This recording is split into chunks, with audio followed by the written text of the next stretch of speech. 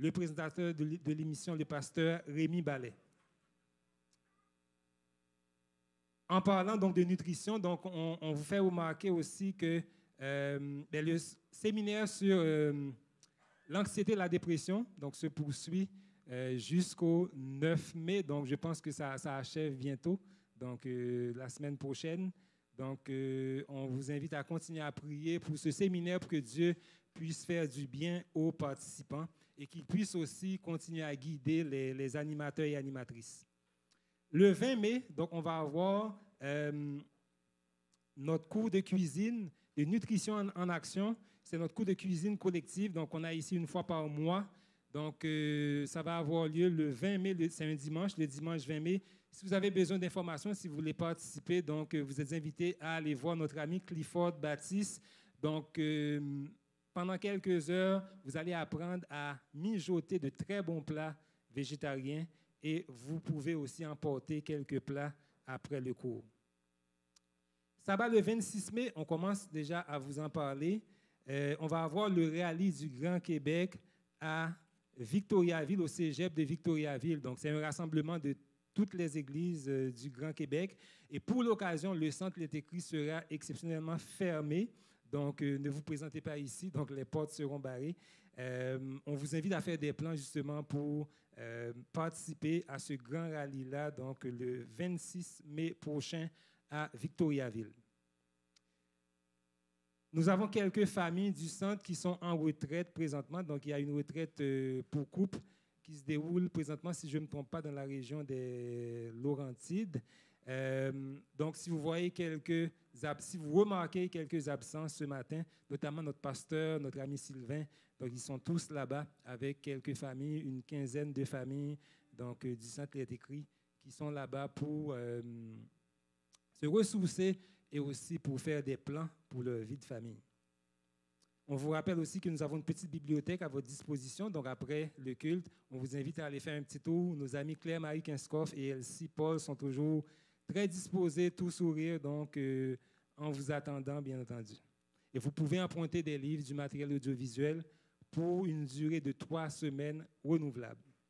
À 11h, on va avoir des classes pour les enfants. Donc, à partir de 11h, on vous invite à diriger les enfants vers leurs classes respectives. Et tout de suite après le culte, vers 12h30, on va avoir ici même dans la salle un moment de prière. Donc, on invite tous ceux. Nous avons aujourd'hui un sujet de prière spécial, particulier. Si vous voulez passer un petit moment en prière, on vous invite à être des nôtres. Ce n'est pas long, ça dure en général 30 à 40 minutes. Et après, vous êtes libre de partir pour aller manger à la maison.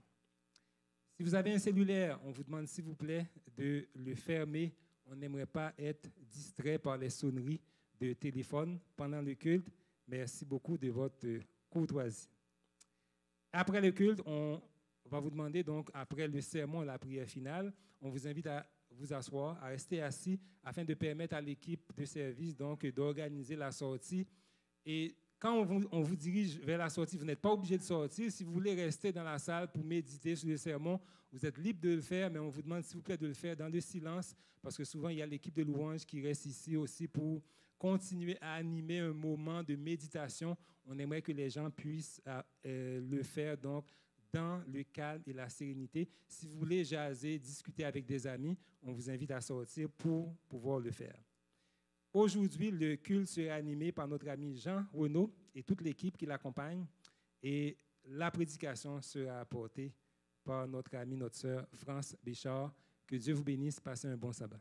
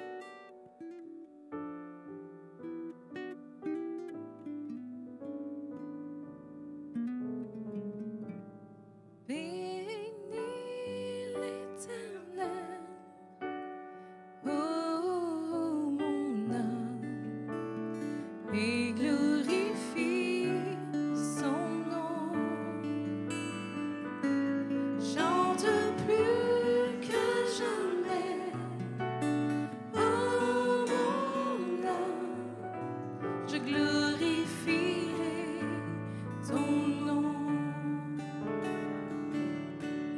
Voici l'aurore, le jour se lève, tout à nouveau, je veux chanter, malgré les circonstances et ce qui pourrait m'attendre.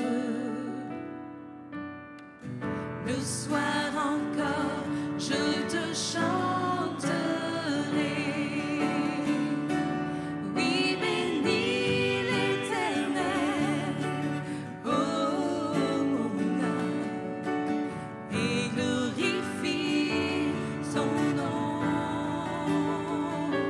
Chante plus que jamais, oh mon âme, je glorifierai ton nom. Tu es bonté, lent à la colère. Ton nom est grand et ton cœur est bon. Pour tes bienfaits, je chanterai sans cesse. Sans nombre sont les raisons de mon cœur. Oui, bénis. Oui, bénis l'Éternel, oh mon âme, et glorifie son nom. Chante plus que jamais, oh mon âme, je glorifierai ton nom. En ce jour où faibliront mes forces, cette rapproche où viendra la fin, alors mon âme chantera encore. Durant 1000 ans puis éternellement. Oui, bénis l'Éternel, oh mon âme, et glorifie son nom. Chante plus que jamais, oh mon âme, je glorifierai ton nom. Oui, je glorifierai ton nom.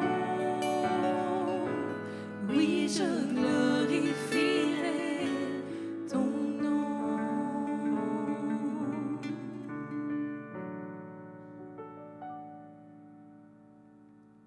Il est écrit dans 1 Jean 4, verset 8, « Celui qui n'aime pas n'a pas connu Dieu, car Dieu est amour. Dieu est amour. C'est ce qu'on vient de chanter. Dieu est bonté, lent à la colère. Son nom est grand. Son cœur est bon. Parce que le jour se lève et que je vois l'aurore, je veux le chanter, puis le soir encore. Dieu est amour. L'amour est la seule désignation biblique donnée à Dieu par l'attribut même. Jamais la Bible ne mentionne que Dieu est puissance. Non. Dieu est puissant. Ou la Bible ne dit jamais que Dieu est bonté. Non. Dieu est bon. Ou que Dieu est miséricorde. Non. Dieu est miséricordieux. Dieu reçoit plusieurs qualificatifs, mais il n'est jamais le qualificatif même, sauf pour l'amour. Dieu est amour. Ah! Dieu est certainement aimant, mais il est aussi amour. Saisissez-vous la nuance. Dans le texte original grec, le mot utilisé pour amour est agapé. Dieu est agapé. Agapé signifie charité, bénévolence, affection, amour fraternel.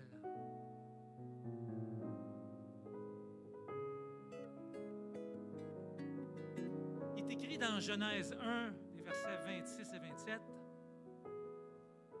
Faisons l'homme à notre image, selon notre ressemblance, et qu'il domine sur les poissons de la mer, sur les oiseaux du ciel, sur le bétail, sur toute la terre, et sur tous les reptiles qui rampent sur la terre. Dieu créa l'homme à son image. Il le créa à l'image de Dieu. Il créa l'homme et la femme. Dieu créa l'homme et la femme à son image. Dieu agapé. Parce qu'on est créé à l'image de Dieu, qui est agapé, chacun de nous possède la capacité de saisir, sans pouvoir l'expliquer parfaitement, ce que c'est que d'aimer de façon agapée. Une définition difficile à donner, l'amour agapé. Si on a eu de bons parents, nous l'avons probablement même expérimenté, même si nous ne leur étions pas toujours obéissants. Et même si on n'a pas eu de bons parents, parce qu'on a été créé à l'image de Dieu, agapé, notre cœur soupire après un tel amour, un amour inconditionnel, patient, fidèle, sans changement. Je vous invite à vous lever.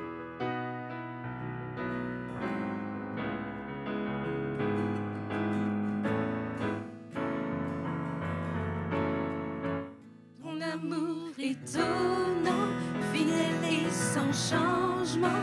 Ton amour est un roc solide sous mes pieds. Ton amour mystérieux me protège en tout lieu, me remplit de douceur et me fait chanter. Alléluia, Alléluia, Alléluia. Ton amour est là.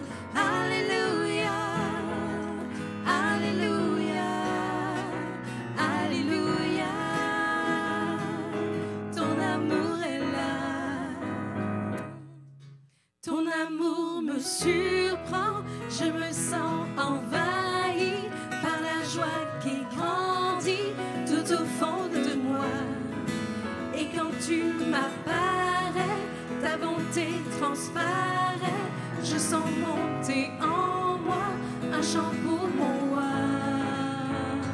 Alléluia, Alléluia, Alléluia.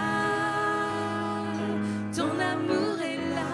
Alléluia, Alléluia, Alléluia.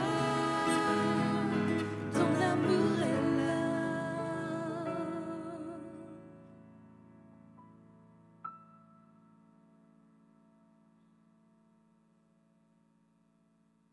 Vous pouvez vous asseoir.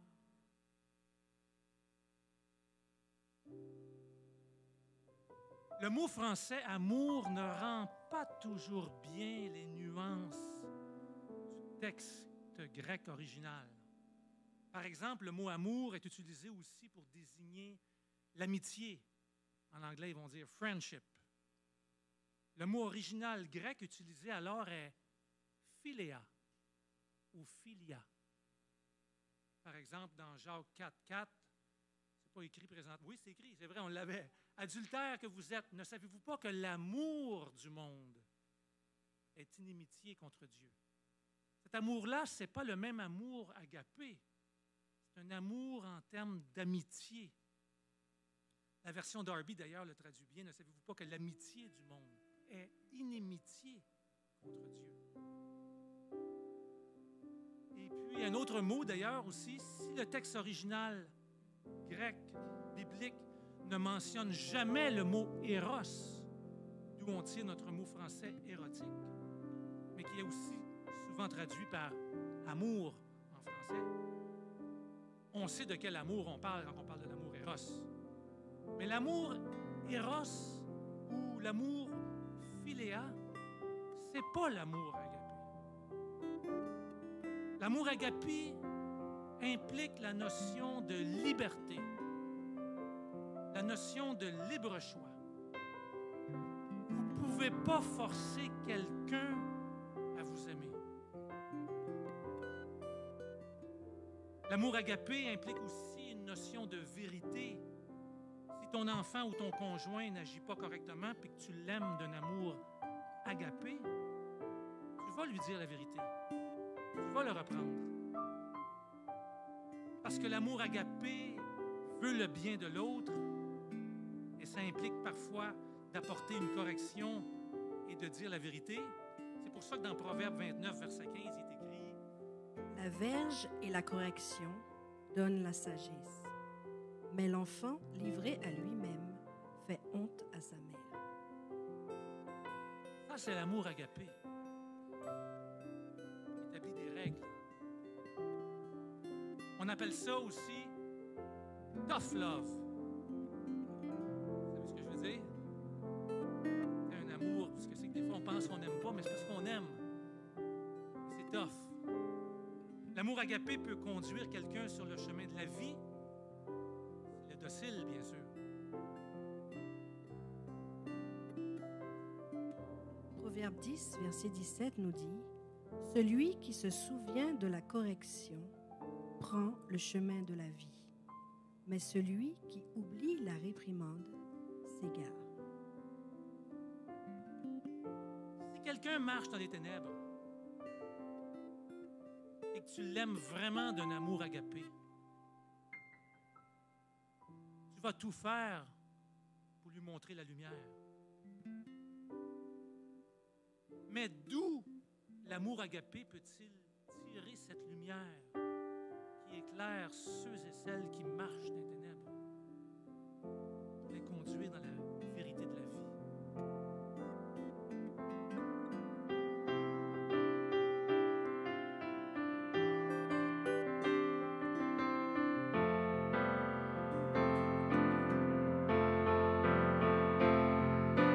Dieu de lumière, nous voulons te louer et de tout notre cœur te chanter. Tu as créé les cieux et la terre. Dieu de lumière, nous voulons t'élever et dans nos vies entières t'honorer. Tu es celui dont l'amour durera toujours.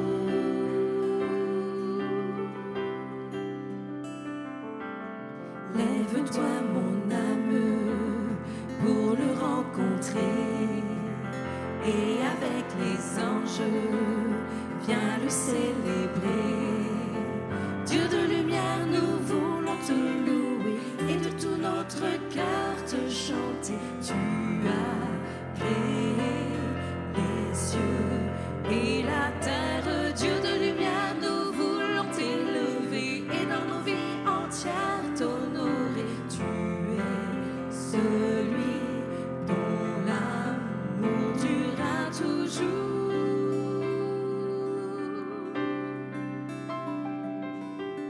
Amour insondable, patience infinie, grâce incomparable qui nous rend la vie. Dieu de lumière, nous voulons te louer et de tout notre cœur te chanter. Tu as créé les cieux et la terre. Dieu de lumière, nous voulons t'élever et dans nos vies entières t'honorer. Tu es celui dont l'amour durera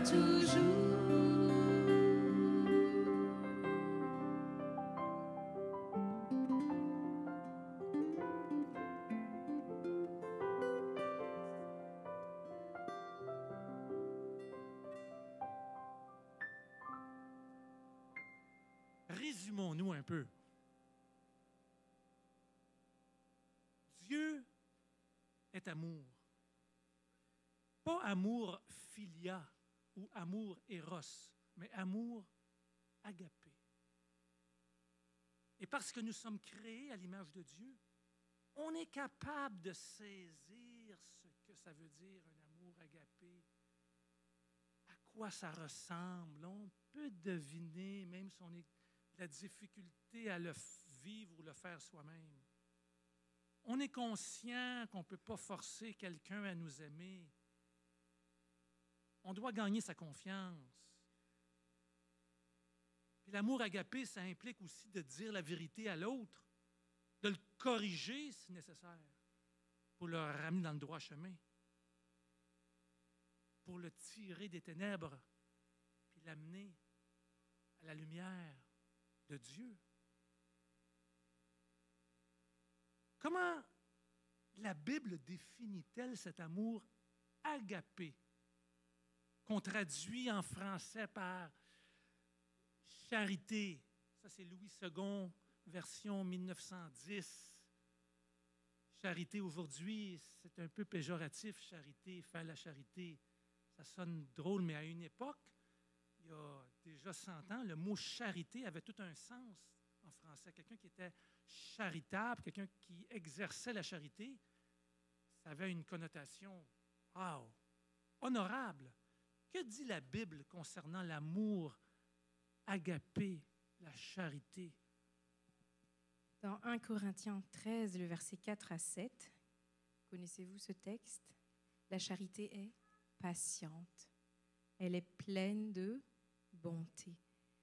La charité n'est point envieuse. La charité ne se vante point. Elle ne s'enfle pas d'orgueil. Elle ne fait rien de malhonnête. Elle ne cherche point son intérêt. Elle ne s'irrite point. Elle ne soupçonne point le mal. Elle ne se réjouit point de l'injustice, mais elle se réjouit de la vérité. Elle excuse tout, elle croit tout, elle espère tout, elle supporte tout.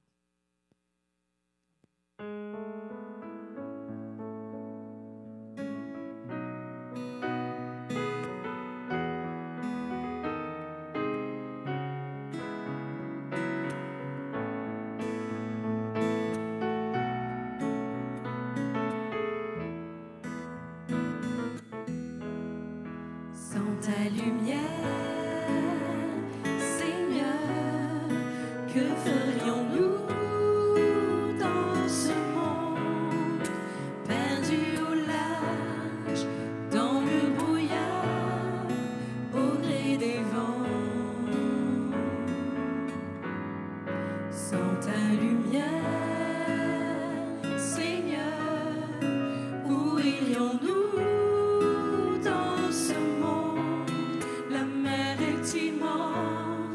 Sans ta présence, que ferions-nous? Comme un phare dans la nuit, tu brilles sur tes enfants, tu nous guides vers le port au cœur de ton amour. Comme un phare dans la nuit, tu brilles. Tu nous guides vers le port au cœur de ton amour. Sans ta lumière, Seigneur, que serions-nous dans ce monde en perdition, sans direction, cherchant la voie? Sans ta lumière, Seigneur, où irions-nous dans ce monde? Que décider, qui écouter, que ferions-nous? Comme un phare dans la nuit, tu brilles sur tes enfants.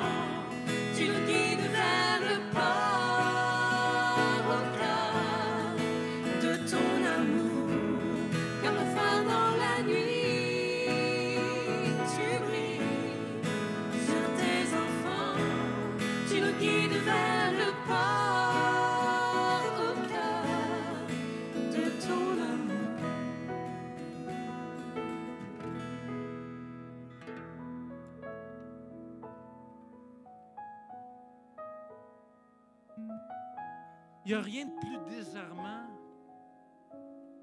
que de se retrouver face à quelqu'un sans malice, qui excuse tout, qui espère tout, qui ne soupçonne pas le mal. Que vous lui dites des paroles injurieuses ou même que vous l'agressiez physiquement, la personne continue à vous regarder avec un regard paisible, aimant. C'est désarmant. Ça vient chercher en nous quelque chose de mystérieux.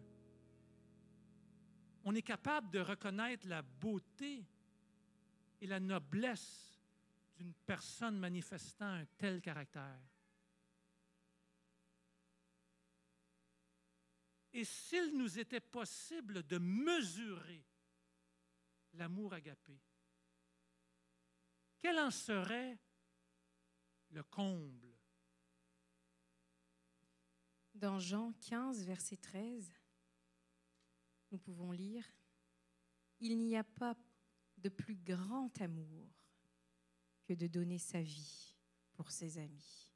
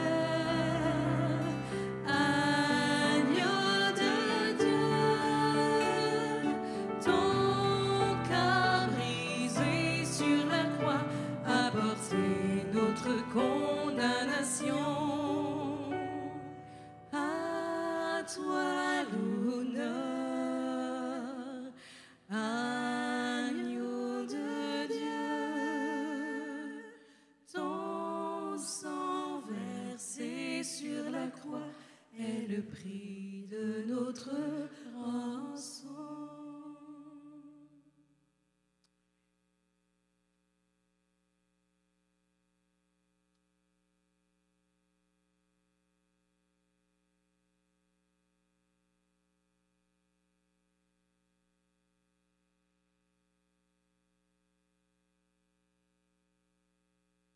Il est écrit, lorsque tu mangeras et te rassasieras, lorsque tu bâtiras et habiteras de belles maisons, lorsque tu verras multiplier ton gros et ton menu bétail, s'augmenter ton argent et ton or et s'accroître tout ce qui est à toi, prends garde que ton cœur ne s'enfle et que tu n'oublies l'Éternel ton Dieu qui t'a fait sortir du pays d'Égypte, de la maison de servitude. Garde-toi de dire en ton cœur, ma force et la puissance de ma main m'ont acquis sa richesse. Souviens-toi plutôt de l'Éternel ton Dieu, car c'est lui qui te donnera de la force pour les acquérir, afin de confirmer, comme il le fait aujourd'hui, son alliance qu'il a jurée à tes pères. Je vais inviter ceux qui sont responsables pour recueillir nos dîmes et offrandes à passer dans les rangs. Pendant ce temps-là, on va chanter un chant ensemble. Et puis, après ça, on va immédiatement passer à la parole de Dieu.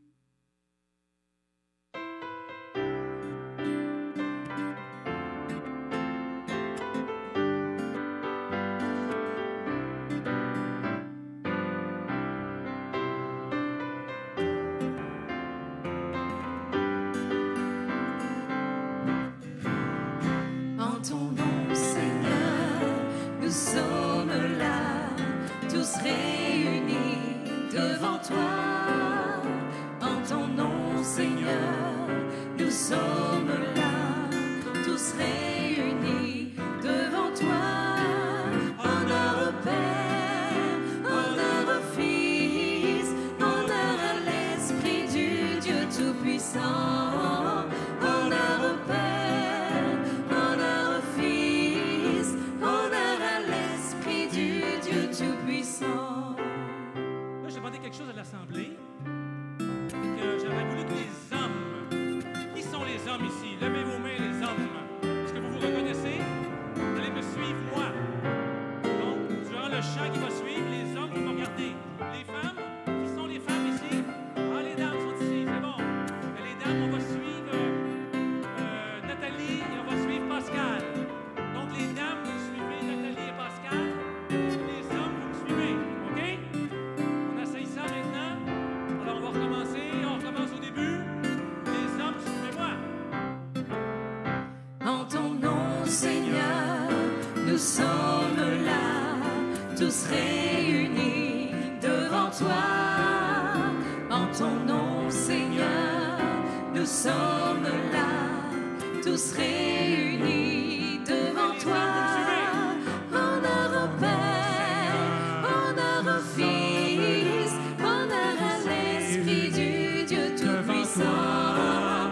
Honneur au Père, honneur au Fils, honneur à l'Esprit du Dieu Tout-Puissant. Les femmes en ton nom. En ton nom, Seigneur, nous sommes là, tous réunis devant toi.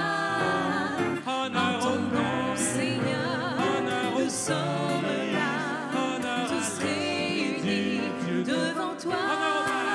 Honneur au Père, honneur au Fils, honneur à l'Esprit du Dieu Tout-Puissant.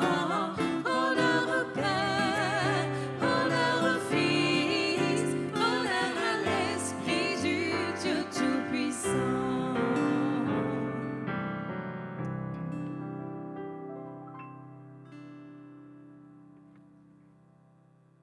Je crois que je vous ai surpris ce matin. Pour quelques-uns. On va prier pour les dîmes et offrandes que Dieu nous met à cœur de lui apporter. Et on va céder la place à l'orateur du jour, France. Bon Père Céleste, merci pour ce moment de réflexion sur ton amour agapé qui implique la liberté, qui implique aussi de dire la vérité, parfois même d'apporter la correction. Et puis, merci pour cet exemple que tu nous as donné en venant ici-bas, nous montrer cet amour au travers ta vie, au travers ton caractère. On le sait, Seigneur, qu'il n'y a pas de plus grand amour que de donner sa vie pour ceux qu'on aime. Fais en sorte, Seigneur, que cet amour puisse être diffusé dans le monde entier au travers de nos dîmes et offrandes. Ici, à Montréal, dans le quartier Rosemont, au Québec, Canada, Amérique du Nord, dans toute la terre entière. Qu'on puisse connaître que tu es Dieu. Tu t'occupes de nous. Tu veux notre bien. Mais tu nous laisses libres. Aide-nous, Seigneur, à apprécier les bontés de notre égard. Ces dîmes et offrandes puissent être utilisées pour la proclamation de l'Évangile. Au nom de Jésus-Christ, ressuscité et qui revient bientôt. Amen.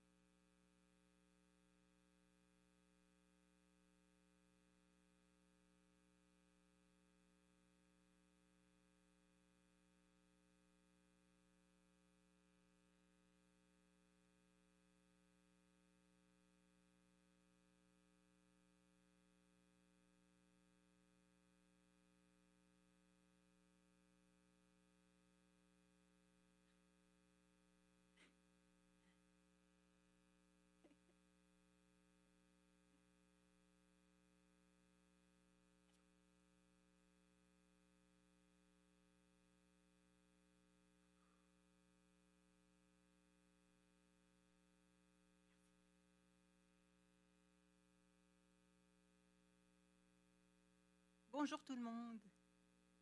Ça va bien? Bon sabbat, bon matin. Je suis bien contente d'être avec vous ce matin. C'est un privilège et en même temps une belle responsabilité.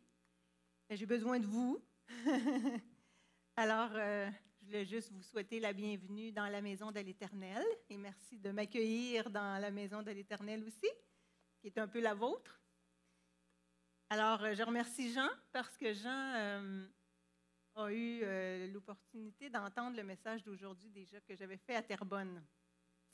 Donc, tout ce qu'il a fait avant, les chants, les lectures, c'est une belle introduction pour le sujet d'aujourd'hui.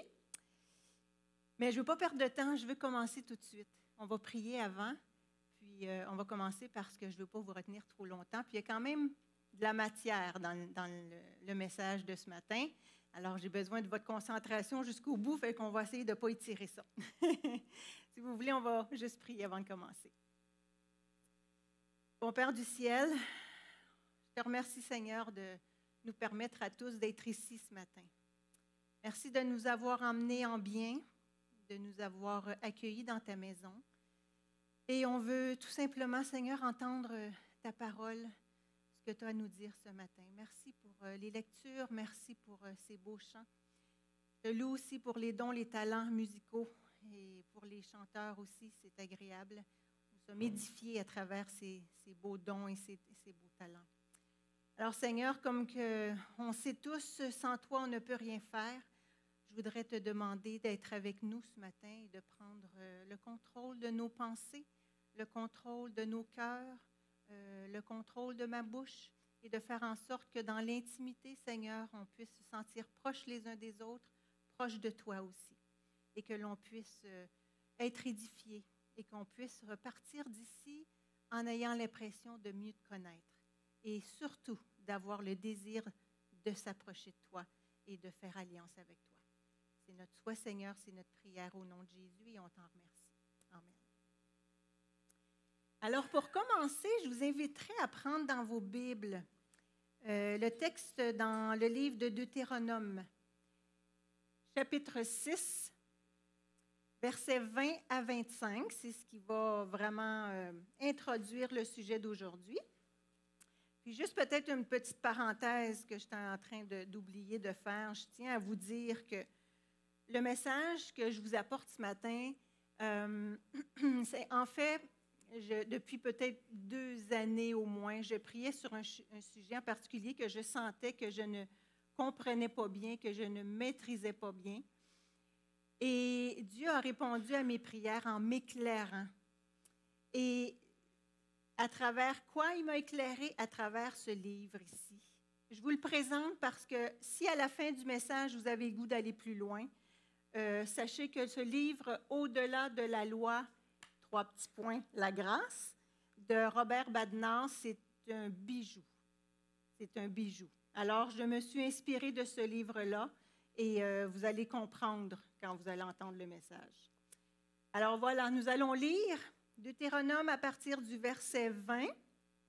« Lorsque ton fils te demandera un jour que signifient ces préceptes, ces lois et ces ordonnances que l'Éternel, notre Dieu, vous a prescrits, tu diras à ton fils, nous étions esclaves de Pharaon en Égypte, et l'Éternel nous a fait sortir de l'Égypte par sa main puissante. » Donc ici, on donne un peu le contexte. L'Éternel a opéré sous nos yeux des miracles et des prodiges grands et désastreux contre l'Égypte, contre Pharaon et contre toute sa maison. Et il nous a fait sortir de là pour nous amener dans le pays qu'il avait juré à nos pères de nous donner. C'est ici le plus important, le cœur du message. L'Éternel nous a commandé de mettre en pratique toutes ces lois et de craindre l'Éternel notre Dieu, afin que nous fussions toujours heureux et qu'il nous conservât la vie comme il le fait aujourd'hui. Nous aurons la justice en partage si nous mettons soigneusement en pratique tous ces commandements devant l'Éternel notre Dieu, comme il nous l'a ordonné. Ce que j'aime dans ce texte-là, c'est que Dieu nous dit, si un jour ton enfant te demande, qu'est-ce que toutes ces lois, ces préceptes, ces règles que l'Éternel nous a prescrits?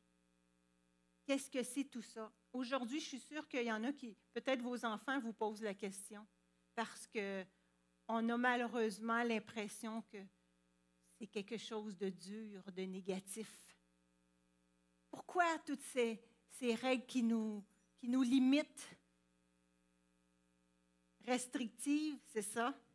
En fait, la bonne nouvelle, c'est que toutes ces paroles sont des paroles de vie. Paroles au pluriel. Ce sont des paroles de vie qui représentent rien de moins que les désirs du cœur de Dieu pour nous. Elles sont forcément bonnes et justes, parce que la parole de Dieu nous le dit. La loi, donc, est sainte et le commandement est saint, juste et bon. Est-ce que ça vous arrive de trouver que les commandements de Dieu, c'est quelque chose de rigide, de dur, de restrictif, de limitatif? Honnêtement. Oui, hein? Forcément. Et pourquoi que c'est comme ça? Honnêtement, le problème, c'est notre perception. Parce que Dieu est bon, Dieu est amour, on l'a vu, Dieu est grand. Mais quand Dieu nous parle, il doit nous enseigner dans des mots humains.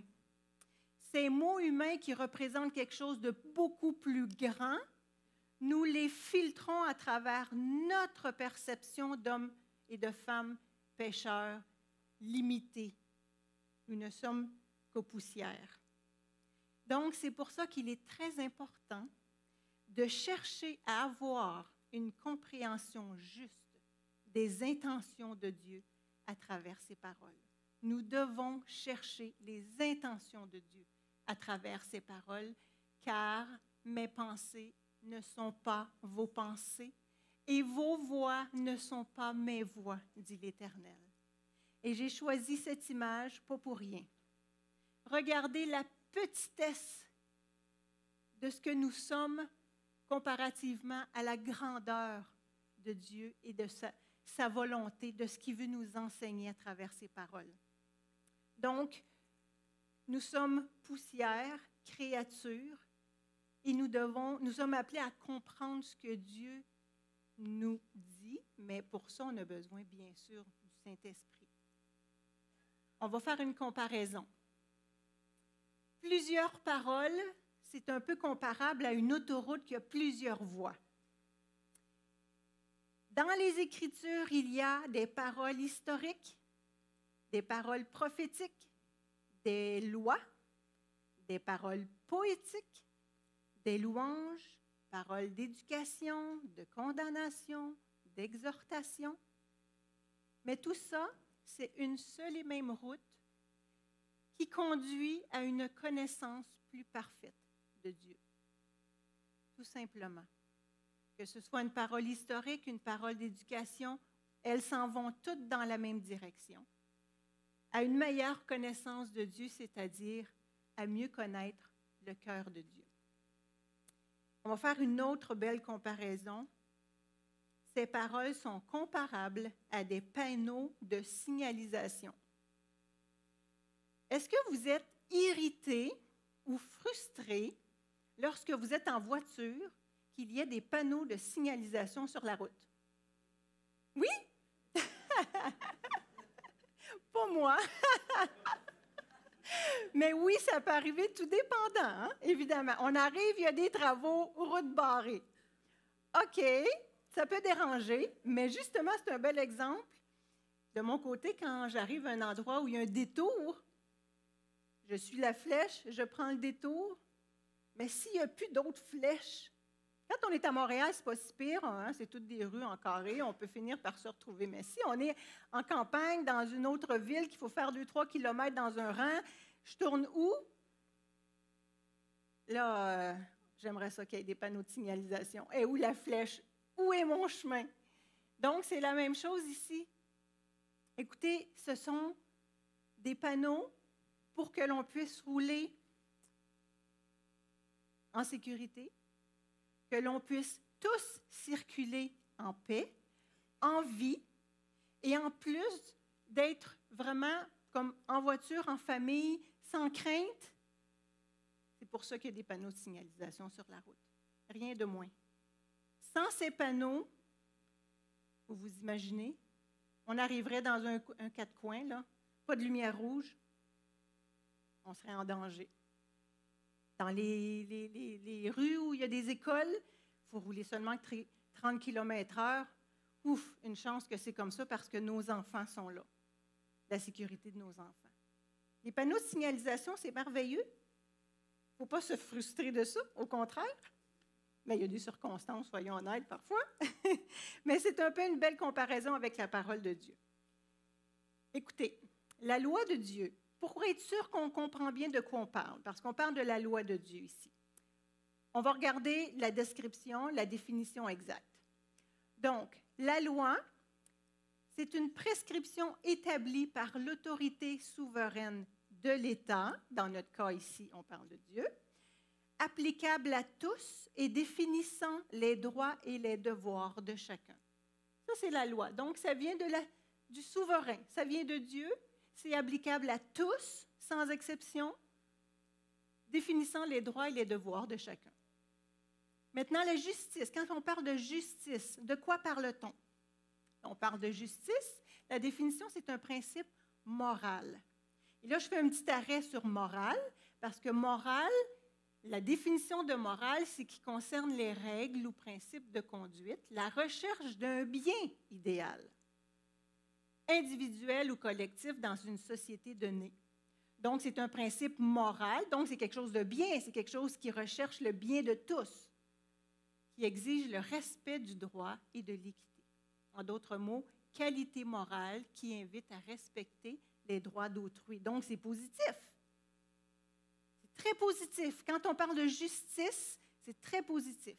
Quand on parle de loi, ça vient de Dieu. On l'a vu, Dieu est bon. Dieu est juste. Mais quand on parle de la loi dans la Bible, Et c'est là que c'est important. Je vous dis tout de suite, on va regarder comme 4 points. Ensuite, 2 textes bibliques pour mieux comprendre. Premier point, qui est un petit peu le plus long à définir, mais la loi dans la Bible qui s'appelle la Torah, le sens biblique exact, c'est quoi? C'est un enseignement, c'est une instruction, une doctrine, une révélation divine. Donc, dans les textes sacrés, la Torah désigne l'orientation que Dieu veut donner à son peuple. Le précepte de la loi est le chemin par lequel Dieu nous invite à avancer dans une direction déterminée, tout simplement. Dans la Bible, le sens, c'est ça. Dieu nous dit, c'est par là qu'on doit aller. C'est un chemin, c'est une orientation, c'est une éducation, c'est un enseignement, tout simplement. Maintenant, regardez bien, la loi est un instrument privilégié d'éducation spirituelle. Quand on parle d'éducation spirituelle, tout ce qui a rapport à spirituel, ça a rapport avec la pensée, l'esprit, la morale. Donc, la loi, c'est un instrument d'éducation par rapport à tout ce qui est spirituel. La loi pousse l'homme. Attendez, il faut que j'aille plus loin. La dimension spirituelle constitue le cœur même de la loi. Et c'est ça qui est important ici, que je veux qu'on retienne. On a une vision de la loi, des mots, des règles, des limitations. C'est pas ça. C'est une orientation. Et le cœur même, c'est un enseignement, c'est une dimension qui nous amène à préserver ce que Dieu a créé. Préserver l'œuvre d'art d'un grand artiste qui est notre propre créateur. La loi pousse l'homme dans cette direction, c'est-à-dire à préserver, en l'éclairant et le guidant dans tous les aspects de la vie. On l'a vu tantôt. Dieu est amour, la loi est l'expression de l'amour. Le but, vous allez voir le but, on va comprendre. Qu'est-ce que le but de la loi? C'est positif. L'harmonie entre tous les êtres vivants créés, tout simplement. Que ce soit des lois sociales, des lois d'hygiène, des lois écologiques ou familiales. Le but aussi, c'est de préserver la vie. Que ce soit des hommes, des animaux, des insectes, des végétaux, des poissons, etc., etc. Donc, le but de la loi, l'harmonie entre tous les êtres, préserver la vie, la paix, la justice. Est-ce qu'on a une raison de voir ça négatif et d'être dérangé par la loi? Non, aucunement, parce que c'est pour le bien. L'harmonie, la vie, la paix, la justice. Retenez ça. Ce que la loi n'est pas. Qu'est-ce que la loi n'est pas? Ce qu'on pense généralement. Malheureusement, la loi n'est pas ce qu'on pense généralement. La loi, ce n'est pas une arme menaçante de punition et de destruction. La loi n'est pas un bâton, dans le sens négatif, d'éducation pour corriger. Quand on parle de dureté, de discipline, sans amour. Et la loi n'est pas une prison qui nous limite dans notre liberté. C'est pas ça. Mais pourquoi qu'on voit ça comme ça? Pourquoi qu'on a cette conception de la loi? On va faire un petit historique. Autrefois, dans le passé, le peuple juif a comme sacralisé la loi. Le peuple juif a exalté la loi à une position de prééminence absolue. Pourquoi? Parce que la loi, elle est bonne. Cependant, qu'est-ce qui est arrivé? C'est que le peuple juif s'est plutôt concentré sur garder la loi plutôt que de marcher selon ses principes. L'exaltation de la loi a conduit au légalisme sans le vouloir. Le légalisme, c'est la loi sans l'amour. Même les lois les plus libératrices sont devenues des exigences imposées. La Torah a acquis une tournure plus juridique, transformée en texte purement législatif. L'intention d'exalter la loi était bonne, mais le résultat a été désastreux. Parce qu'on en a oublié les principes et les enseignements et l'orientation et l'objectif. Nous sommes arrêtés seulement qu'aux mots. Il faut faire ça. Dieu nous a dit ça dans ces mots-là. On applique ces mots-là. On en a oublié ce qui était derrière. C'est pour ça qu'on est arrivé à une telle conception de la loi. On a un bel exemple. On connaît notre ami Saul. Saul n'avait visiblement pas compris l'amour derrière la loi. Il a dit lui-même, « Vous avez su en effet quelle était autrefois ma conduite dans le judaïsme, comment je persécutais à outrance et ravageais l'Église de Dieu, et comment j'étais plus avancé dans le judaïsme que beaucoup de ceux de mon âge et de ma nation, étant animé d'un zèle excessif pour les traditions de mes pères. Mais la loi ne transforme pas le cœur, même si elle est exigée ou imposée. » Donc, notre ami Saul nous a montré ce que ça fait quand on prend la loi sans l'amour. Et ça peut arriver aujourd'hui qu'on fasse de même. Parce qu'on a une telle conception erronée. Et on doit réapprendre à bien comprendre la loi de Dieu. Quand Jésus est venu, il y avait tout un défi à relever. Quel était son défi? C'était d'éclaircir la grande question, la suivante. Le centre de la spiritualité humaine doit-il tourner autour d'un texte ou autour d'une personne? Autrement dit, la relation avec Dieu ou notre prochain, qui est surtout communion vivante, peut-elle se traduire en termes légaux et se réduire à l'application d'un code?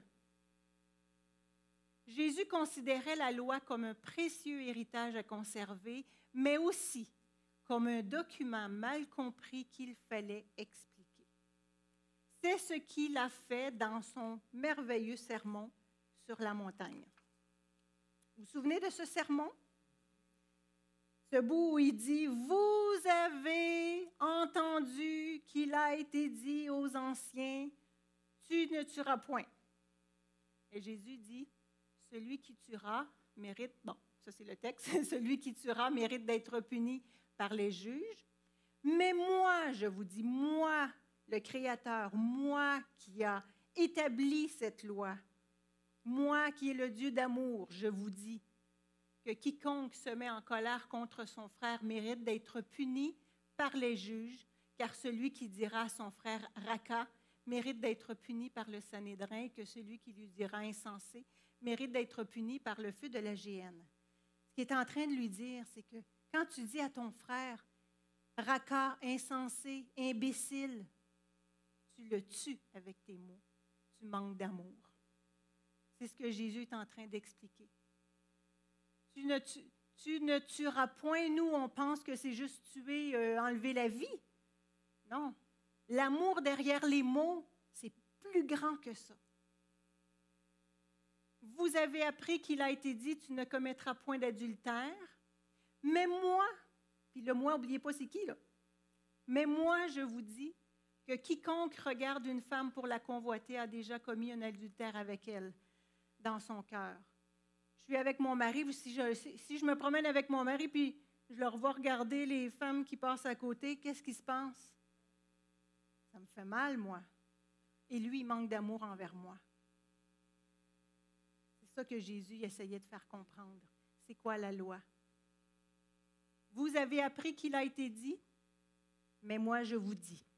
Donc ça, c'est le premier point que je veux qu'on retienne par rapport à la loi dans la Bible.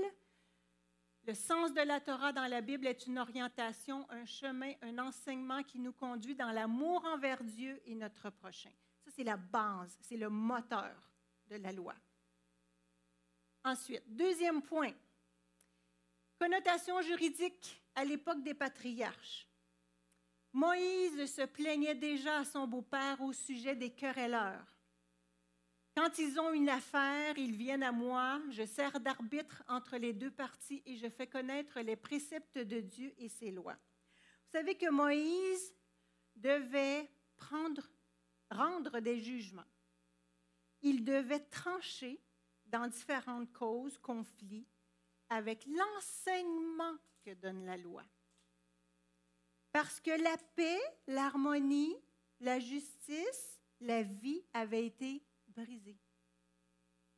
Quand la loi donne la vie, préserve la vie, la justice, la santé et tout ça, quand il y a des conflits, c'est parce que c'est brisé. Moïse devait rendre des jugements. Pourquoi? Pour rétablir l'harmonie, la justice, la paix et la vie. Moïse devait ramener tout ça à la lumière des lois de Dieu, en s'instruisant auprès des lois de Dieu, par les lois de Dieu. Donc, il devait rétablir ce qui avait été brisé. Par exemple, dédommagement. J'emprunte quelque chose à quelqu'un, je le brise. Pour rétablir la paix et l'harmonie, je lui remets réparé ou je le dédommage, je lui donne l'équivalent en valeur monétaire. Ce qui est du vol, il fallait rendre ce qui a été volé. Mais on se souvient de l'histoire de Zachée? Il l'a remis 4 fois. Je l'ai volé, l'autre, il est en colère, c'est sûr. Quand je reconnais mon tort, je m'humilie, je le remets pour réparer, ramener l'harmonie. Je donne 4 fois plus. J'essaie de ramener la paix. Réparer ou, lorsque ce n'était pas possible, parce qu'il y a des situations parfois où ce n'est pas possible, ou encore s'il y avait endurcissement de cœur. Et là, ici, c'est important parce que ça arrive, nous sommes des humains, qu'il y a des endurcissements de cœur. Qu'est-ce qu'on fait dans ce temps-là? La personne ne reconnaît pas. La personne ne veut pas réparer, ne veut pas rétablir l'harmonie. Et à ce moment-là, punir, et là, il est en guillemets, dans le but de faire réaliser à la personne qu'elle n'était plus sur la bonne direction. Faire réfléchir. Le but de la loi, c'est de ramener à la paix, à l'harmonie. On ne punit pas pour frapper. On n'applique pas la loi de Dieu pour punir et rentrer dedans. On applique parce qu'il y a un endurcissement de cœur. Il y a une ignorance quelque part. La personne ne veut pas voir. On pose une action pour le faire réfléchir dans le but de le ramener. Ça, c'est l'amour.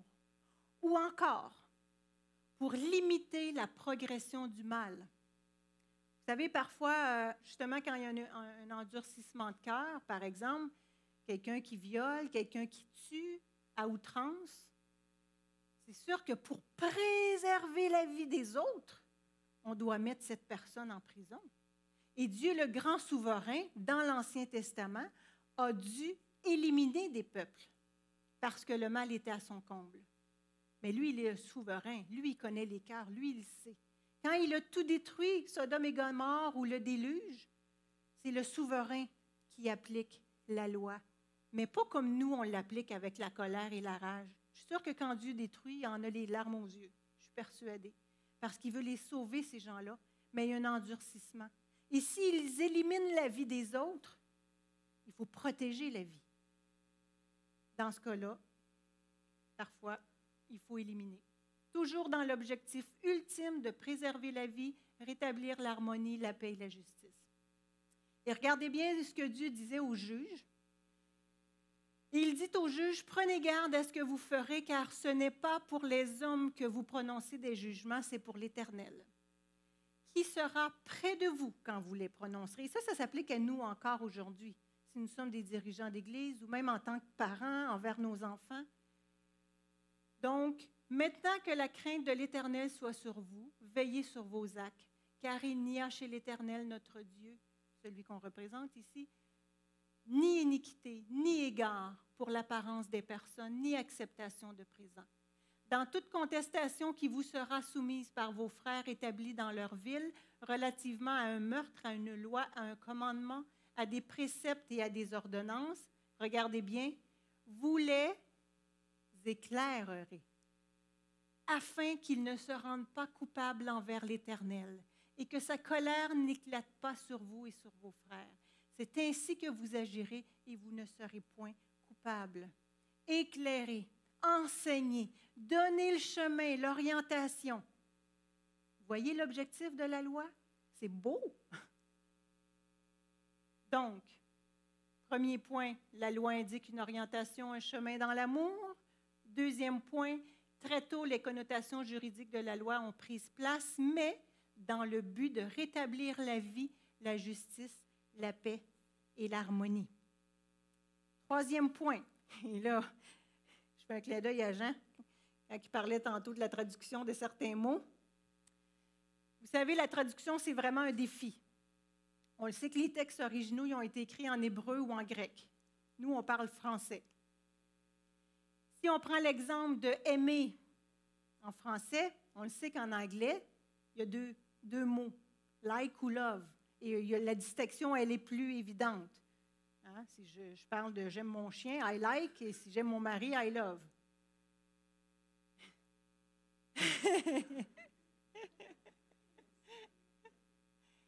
Maintenant, pour ce qui est de tzedek, c'est un terme hébreu traduit dans notre langue par justice, faute d'un terme meilleur.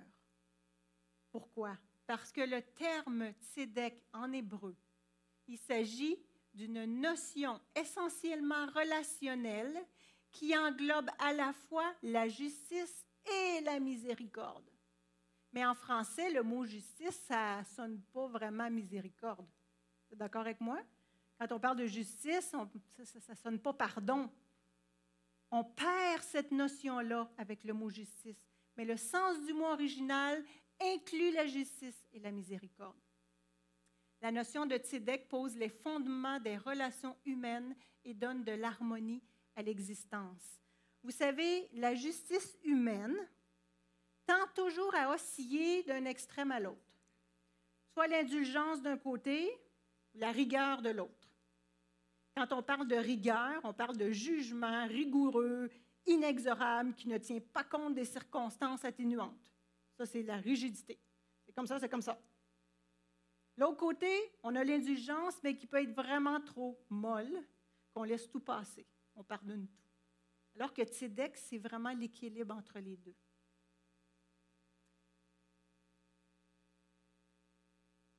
Il ne faut pas oublier ça. Donc, loi divine, orientation, chemin dans l'amour, connotation juridique pour établir la vie, la paix, l'harmonie, la justice. Et dans la traduction en français du terme tzedek, par justice, nous perdons le sens de la miséricorde. Quatrième point, la connaissance de Dieu. L'observance de la loi est associée à la connaissance de Dieu. Cette connaissance ne doit jamais être comprise dans un sens rationnel et cognitif seulement, mais plutôt dans un sens holistique qui comporte une communion intime et profonde avec la totalité de l'être qu'est l'autre, soit Dieu. Ça peut s'appliquer aussi à notre prochain.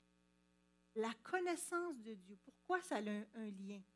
La connaissance biblique vient du cœur de Dieu et s'adresse au cœur de l'homme. C'est une histoire de cœur. Si Dieu est amour, c'est une histoire de cœur. La connaissance que nous avons de Dieu influencera notre bonne compréhension de sa parole. Je pense qu'on ne connaît pas suffisamment bien Dieu. On le voit à travers nos yeux à nous.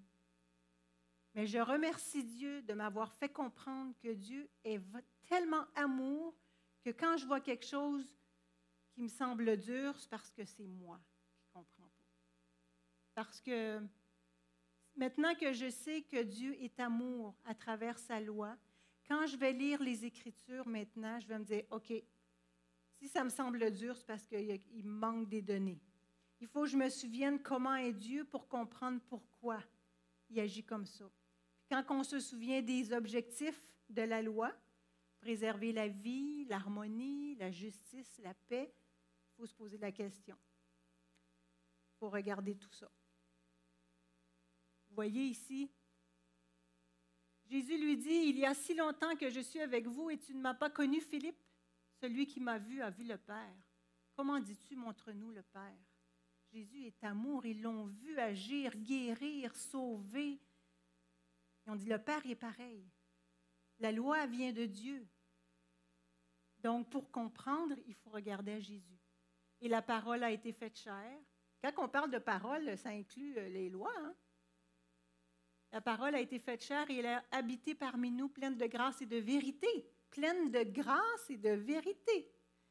Et nous avons contemplé sa gloire, une gloire comme la gloire du Fils unique venu du Père. Pour comprendre la parole, regardons à Jésus. Et j'aime bien l'exemple de la femme adultère. On a vu Jésus qui a dit, « Je ne te condamne pas non plus, mais va et ne pêche plus. » En d'autres mots, moi, je ne suis pas ici pour te perdre, je suis ici pour te sauver. Je veux que tu vives parce que je t'aime.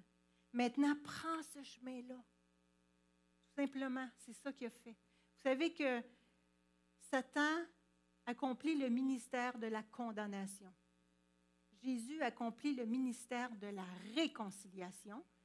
Et nous sommes ses enfants. On est ses représentants dans la vie, dans la société, partout où nous sommes. Nous devons exercer le ministère de la réconciliation.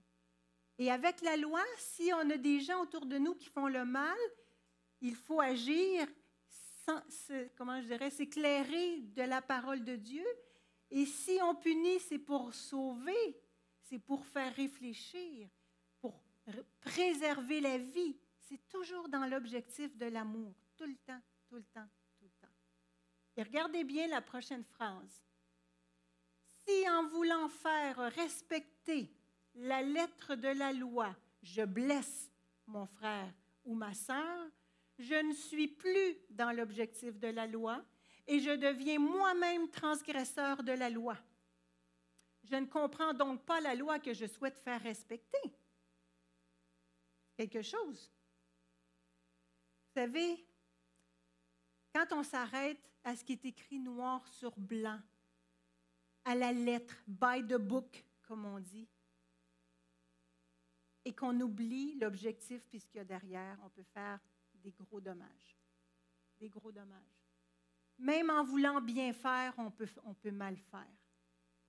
Donc, quand Paul dit que votre douceur soit connue de tous, quand vous voulez rendre un jugement tranché, faites-le avec amour. Quand Jésus il parlait aux pharisiens, il les traitait d'hypocrites. Il y avait des larmes dans les yeux, je suis sûre. Ce n'est pas la même approche. On est à des antipodes, l'amour de Dieu, puis nous des pécheurs. Donc, il faut essayer de comprendre les intentions de Dieu à travers ses paroles. Et là, on va prendre 2 textes. Le premier texte qui peut nous faire sourciller. On va lire celui-là. Mais s'il y a un accident, tu donneras vie pour vie, œil pour œil, dent pour dent, main pour main, pied pour pied, brûlure pour brûlure, blessure pour blessure, meurtrissure pour meurtrissure. Où est l'amour là-dedans? Il faut chercher à comprendre les intentions de Dieu. Ça l'inspire à première vue la vengeance, n'est-ce pas? Ça ressemble à ça, hein? Mais il ne faut pas oublier une chose, le contexte. S'il y a un accident, quand on lit un texte, il faut s'arrêter à chaque mot. S'il y a un accident, on ne parle pas de quelque chose de prémédité, premièrement. Puis deuxième chose, il ne faut pas oublier que quand Dieu a donné cette loi-là, il ne parlait pas à Adam et Ève avant le péché. Il parlait à des êtres humains, pécheurs, méchants, au cœur tortueux. On s'entend? Cette parole s'adresse à ces gens-là dans le contexte de l'accident. Qu'est-ce que Dieu a voulu faire ici? Il a voulu limiter l'escalade de la violence. Imaginez-vous, quelqu'un frappe mon enfant par accident. Il se tourne avec un objet, puis il l'accroche, il lui brise une dent. Nous sommes des êtres impulsifs parfois, avec la colère, on n'est pas toujours doux et patient. Peut-être qu'un papa qui voit ça, il va être en colère, il va donner un coup de poing à l'autre, commotion cérébrale, on ne sait pas. C'est pas. Une dent pour une dent. Un pied pour un pied. On s'en tient à ça. Sachant qui vous êtes, maîtrisez-vous, on ne dépasse pas ça. Mais ce ne sont pas des bonnes lois, là. Soyons honnêtes, regardez bien. Je leur donnais aussi des préceptes qui n'étaient pas bons et des ordonnances par lesquelles ils ne pouvaient vivre. C'est Dieu même qui le dit. Dieu il a dû faire avec ce que nous sommes devenus. Il a dû s'adapter à ce que nous sommes devenus. Il leur répondit, c'est à cause de la dureté de votre cœur que Moïse vous a permis de répudier vos femmes. Au commencement, il n'en était pas ainsi. L'idéal, c'est qu'on se marie pour la vie, dans le bonheur et dans l'amour. On est pécheurs, on a des caractères, on a des défauts, on n'est pas toujours humble, parfois c'est difficile. Puis il y a des situations, honnêtement, moi je connais quelqu'un, un couple, qu'à un moment donné, elle m'a dit, si je ne le tue pas, je me tue. J'ai dit, sors de là. Je vais-tu dire, non, tu dois rester mariée pour le reste de tes jours. Ça paraît mal, hein, mais préserver la vie, l'harmonie, la santé, la paix. Sors de la maison le temps qu'il faut. Essayez de vous calmer. On va essayer de rétablir la chose. Comprenez l'idée? Parlez aux enfants d'Israël et dites, voici les animaux dont vous mangerez parmi toutes les bêtes qui sont sur la terre. Au départ, on mangeait végétal. À cause de la dureté du cœur de l'homme, la méchanceté, Dieu a dû tout nettoyer avec le déluge. Il n'y en avait plus de végétation. Dieu a dû faire avec. Maintenant, vous mangerez des animaux. Mais encore là, dans le but de préserver notre santé, vous ne mangerez pas n'importe lesquels. Voici les meilleurs. Toujours pour le mieux. Pour être en meilleure santé, c'est ceux-là les meilleurs. Les autres, touchez pas à ça. Dieu, il nous aime. Il ne veut pas qu'on mange de viande idéalement. Mais là où on en est, on en mange. Maintenant, dans ce que vous mangez, voici ce que vous pouvez manger. Vous voyez, l'amour au bout, c'est toujours comme ça. On a un bel exemple ici du cœur de l'homme versus le cœur de Dieu. Caïn sera vengé 7 fois et Lémec 77 fois. Ça, c'est la réaction humaine. Et regardez la parole de Dieu. Alors Pierre, s'approchant de lui, dit, « Seigneur, combien de fois mon frère péchera-t-il contre moi? Et lui pardonnerai-je? Serait-ce jusqu'à 7 fois? » Et Jésus lui dit, « Je ne te dis pas jusqu'à 7 fois, mais jusqu'à 70 fois 7 fois. » Un parle de vengeance et Dieu parle de pardon. Ministère de la réconciliation. Dernier texte. On finit avec celui-là. Les 10 paroles. J'ai tellement aimé l'étude sur ce sujet-là. Premièrement, si vous avez vos Bibles, prenez votre Bible avec moi, on va aller dans Exode. Donc, Exode 20, un texte bien connu. Exode 20. Juste avant de lire ce qu'on doit lire, je vais vous mettre encore une fois dans le contexte.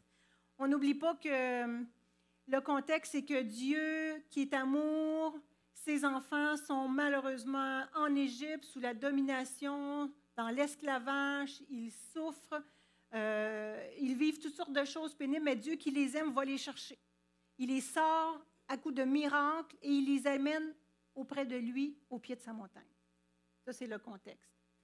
Mais quand on parle des 10 commandements, je veux que vous veniez avec moi au verset 2. D'abord, verset 1. Alors Dieu prononça tous ses commandements, ses paroles. Pourquoi ces paroles? C'est les seules paroles qui ont été prononcées de la bouche de Dieu aux oreilles de ses enfants. C'est les seules 10 paroles qu'il a dit de sa propre bouche. Et ce sont des paroles de l'alliance. On est au Sinaï, Dieu a sorti son peuple, il veut faire alliance avec eux. Donc, on est dans le contexte d'une alliance. Je veux être votre Dieu, vous allez être mes enfants. Donc, les 10 paroles. On dit que c'est un texte mutilé parce que si je vous dis c'est quoi les 10 commandements, bien, vous allez commencer par tu n'auras pas d'autre Dieu devant ma face, etc. Non, ça ne commence pas par ça. Ça commence par je suis l'Éternel ton Dieu qui t'ai fait sortir du pays d'Égypte de la maison de servitude. C'est comme ça que ça commence. En d'autres mots, je suis ton Dieu, je t'aime, je t'ai libéré. Je t'ai libéré de la souffrance. À l'époque, c'était esclave d'Égypte. Nous, on est esclave de quoi? Du péché, du mal, c'est en nous. On ne s'en sort pas. Il veut nous libérer de la condamnation. Il veut nous libérer du péché. Il faut se souvenir que ces 10 paroles d'alliance, c'est parce qu'il nous aime et il l'a fait. Il est allé à la croix. C'est fait. C'est encore plus grand ça que de sortir de l'Égypte et de passer à travers la mer Rouge. Parce qu'il a quitté son trône, il est venu sur la terre, vivre en homme, et il est allé à la croix. C'est beaucoup plus grand que de sortir un peuple d'Égypte avec des miracles. C'est incroyable ce qu'il a fait, on ne le réalise pas toujours. Donc, c'est dans ce contexte-là. Puis, si vous regardez, c'est rédigé à la 2e personne du singulier. Donc, ça vous parle individuellement et ça me parle à moi. Au mont Sinaï, quand ils ont fait l'alliance, Dieu ne parlait pas au peuple, il ne parlait pas en vous, il parlait en tu. Toujours en tu. Il s'adresse à chacun d'entre nous et encore aujourd'hui, c'est pareil. Si nous voulons faire alliance avec Dieu, si on réalise que, wow, il m'a sorti de l'esclavage, du péché, de la condamnation, de la mort éternelle, il m'amène près de lui, il veut faire alliance avec moi, c'est à moi qui parle. Donc, c'est à vous individuellement qui parle encore aujourd'hui, si on veut faire une alliance avec lui. Donc, c'est en tu. Ensuite, savez-vous, avez-vous déjà remarqué que ce n'est pas rédigé à l'impératif? Un impératif, c'est un ordre. Ce n'est pas l'impératif, les commandements de Dieu, les 10 paroles. Si vous regardez avec moi, verset 3, « Tu n'auras pas d'autre Dieu devant ma face. » C'est au futur. Avez-vous déjà réalisé que c'est au futur?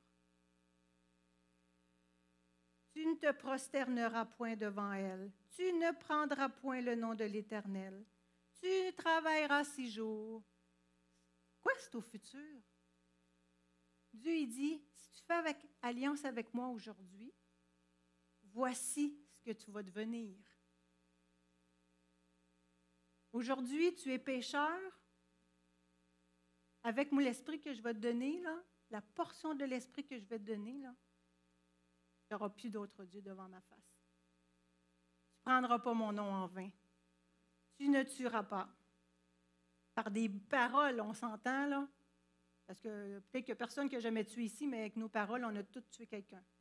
Je suis persuadée. Qu'est-ce qu'il va faire de nous? C'est au futur, c'est un temps d'espérance.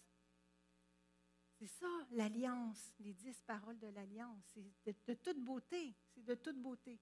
Les seuls qui sont à l'impératif, c'est « Souviens-toi du jour du sabbat ». Pas très dur. Souviens-toi. Tu travailleras. On retombe au futur. Puis pourquoi que honore ton père et ta mère est à l'impératif? C'est parce que la vie, c'est sacré. Et on honore Dieu à travers le sabbat. On honore Dieu à travers nos parents parce que c'est à travers nos parents qu'il nous a donné la vie. C'est les 2 seuls impératifs. Tout le reste est au futur. C'est de toute beauté. Ces 10 paroles ne prescrivent aucun type de punition en cas de désobéissance. Donc, ce n'est pas une loi comme toute loi qui prescrit une punition. Elle est un idéal éthique, une idéologie. Et la forme négative ici, on va faire la distinction entre une interdiction et un ordre. Quand on parle d'un ordre, c'est qu'on n'a pas le choix de faire ce qui est dit. Alors, une interdiction, c'est que tu peux faire tout ce que tu veux, sauf ça. Mais encore là, Dieu ne t'empêchera pas de le faire. Il a dit à Ève, tu peux manger de tous les arbres du jardin, sauf celui-là. Donc, quand il parle au négatif, dans les 10 paroles, ça ressemble plus à des interdictions qu'à des ordres. Jésus a été capable de résumer le décalogue dans un seul verbe, un double « tu aimeras ». Tu aimeras le Seigneur ton Dieu, tu aimeras ton prochain. C'est l'amour. On va mieux comprendre maintenant quand on va lire David. Vous allez mieux comprendre le psaume 119. « Ouvre mes yeux pour que je contemple les merveilles de ta loi. Tes préceptes font mes délices, ce sont mes conseillers. Donne-moi l'intelligence pour que je garde ta loi et que je l'observe de tout mon cœur. Conduis-moi dans le sentier de tes commandements, car je l'aime. Je garderai ta loi constamment, à toujours et à perpétuité. Je marcherai au large, car je recherche tes ordonnances. Je parlerai de tes préceptes devant les rois, et je ne rougirai point. On ne peut pas en rougir, c'est l'amour. Je fais mes délices de tes commandements, je les aime, je lève mes yeux vers tes commandements que j'aime, et je veux méditer tes statuts. Et on termine. Tu aimeras l'Éternel, ton Dieu, de tout ton cœur, de toute ton âme et de toute ta force. Et ces commandements que je te donne aujourd'hui seront dans ton cœur. Tu les inculqueras à tes enfants et tu en parleras quand tu seras dans ta maison, quand tu iras en voyage, quand tu te coucheras et quand tu te lèveras. Tu les liras comme un signe sur tes mains et ils seront comme des frontaux entre tes yeux. Tu les écriras sur les poteaux de ta maison et sur tes portes, parce que c'est l'amour. L'Éternel nous a commandé de mettre en pratique toutes ces lois et de craindre l'Éternel, notre Dieu. Pourquoi? Afin que nous fussions toujours heureux et qu'il nous conservât la vie, comme il le fait aujourd'hui. Nous aurons la justice en partage si nous mettons soigneusement en pratique tous ces commandements devant l'Éternel, notre Dieu, comme il nous l'a ordonné. Amen. Je remercie Dieu de nous avoir fait comprendre son amour à travers ses lois, parce qu'on le connaît trop mal et on comprend mal.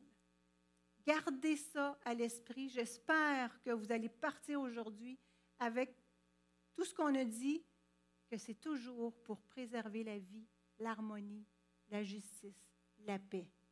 Amen. Merci. Que Dieu vous bénisse.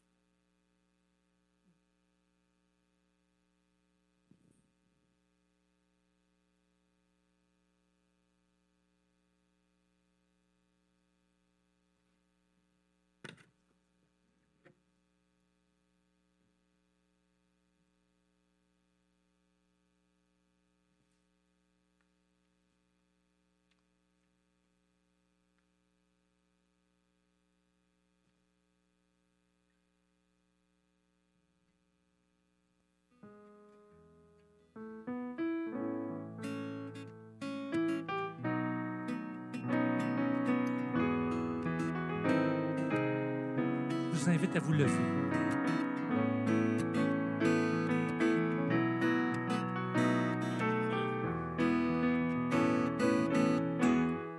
Sans ta lumière, Seigneur, que ferions-nous dans ce monde, perdu au large, dans le brouillard, au gré des vents?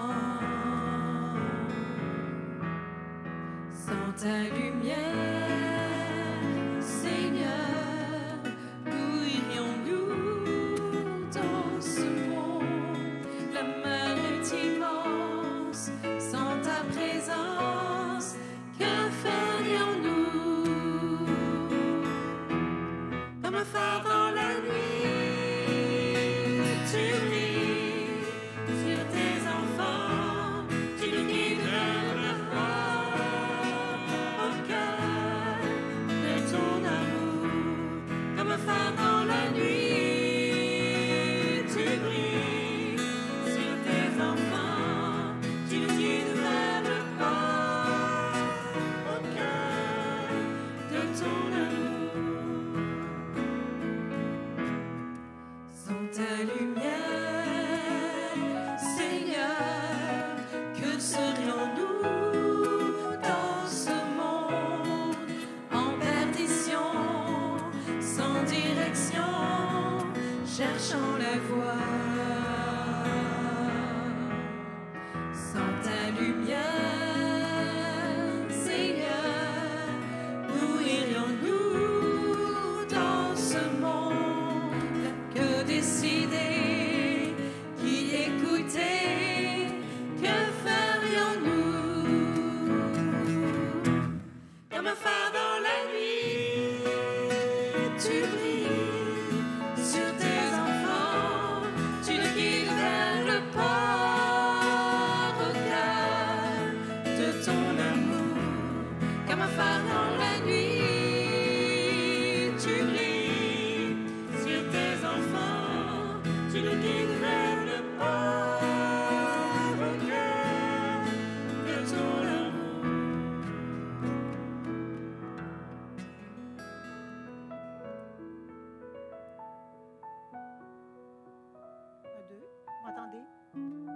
J'aimerais juste vous encourager à, si vous n'avez pas fait alliance encore avec Dieu, vous avez tout à gagner parce qu'il est amour. Il nous prend là où nous sommes, tels que nous sommes, puis il nous amène là où il veut. Fait que je vous encourage, on va prier, puis si vous voulez qu'il soit votre Dieu, puis si vous voulez être son enfant, dites-lui dans votre cœur. Faites alliance avec lui. Bon Papa du ciel, merci de te révéler à nous comme un papa bon, un Dieu qui est rempli d'amour, qui n'est que amour.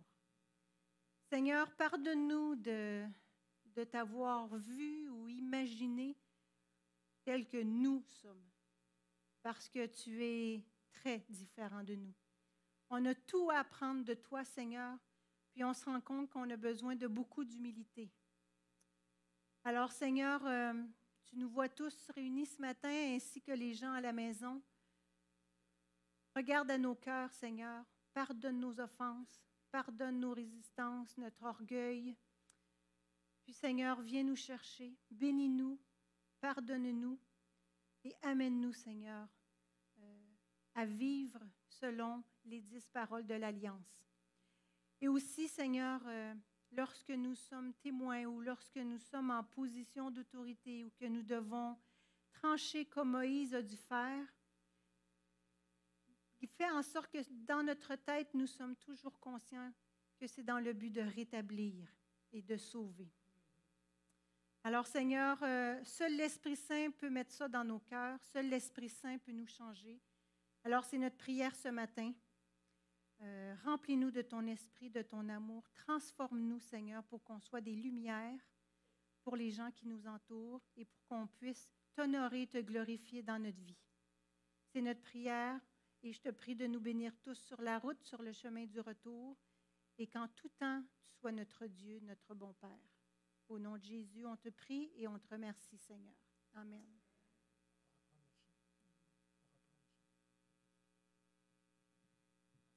Les amis, je vous invite à quitter l'Assemblée en silence. Vous pouvez demeurer aussi assis si vous voulez pour